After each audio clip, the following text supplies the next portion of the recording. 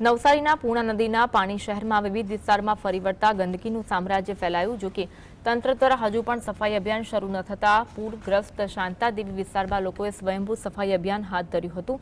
ગૃહિણીઓએ શાંતાદેવી વિસ્તારમાં સાફ સફાઈ હાથ ધરી। પૂર્ણા નદીમાં પૂરથી 15 જેટલા વિસ્તારોમાં પાણી ભરાયા અને બાદમાં પાણી ઓસર્યા, પરંતુ હવે ગંદકીના કારણે લોકોને પરેશાની વેઠવી પડી રહી છે। ત્યારે પાલિકા વિશેષ ધ્યાન આપીને વિસ્તારમાં સફાઈ સહિતની કામગીરી કરે તેવી માંગ કરી છે। સતત દર વર્ષે પૂરના પાણીથી કંટાળેલા સ્થાનિકો ચોક્કસ નિકાલ લાવે તેવી માંગ પણ કરી રહ્યા છે।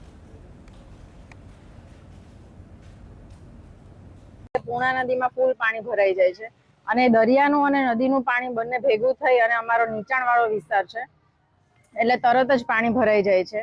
અહીંયા ઘણા બધા ઘર છે, આખો ગીચ વિસ્તાર છે રહેવા માટે, આ તે બધું। પણ એમાં અમારી ખાસ એવી વિનંતી છે, પહેલા નગરપાલિકા હતું, હવે મહાનગરપાલિકા છે। અમારી એવી વિનંતી છે કે આની ઉપર થોડુંક ધ્યાન આપે। જેવું પાણી આવે તો એના નિકાલ માટે, સાફ સફાઈ માટે મહાનગરપાલિકા થોડુંક આમાં ધ્યાન આપે। અમે ખૂબ થાકી જઈએ છીએ, ફૂલ પાણી આવે છે। આ વખતે થોડું ઓછું આવ્યું છે, પણ સાફ સફાઈના હિસાબે થાકી જઈએ છીએ। આરોગ્યને લઈને થોડું વધારે ધ્યાન આપે તો સારું। હવે મચ્છર ને એવું બધું થોડું વધારે થશે, ગંદકી થશે વધારે।